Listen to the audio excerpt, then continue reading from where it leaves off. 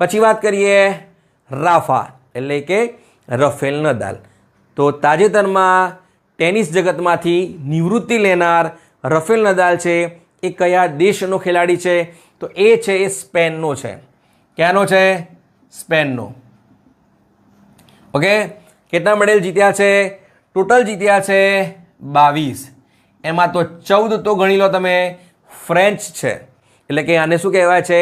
જે Rafael Nadal છે એને કહેવામાં આવે છે કિંગ ઓફ ક્લે કહેવાય. શું કહેવાય છે? King of clay.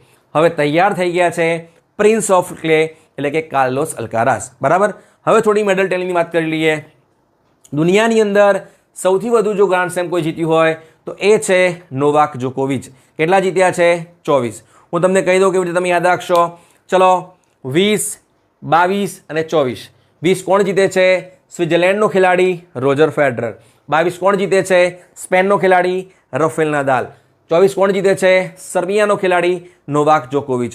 હવે હું તમને પ્રશ્ન કરું કે શું દુનિયાની અંદર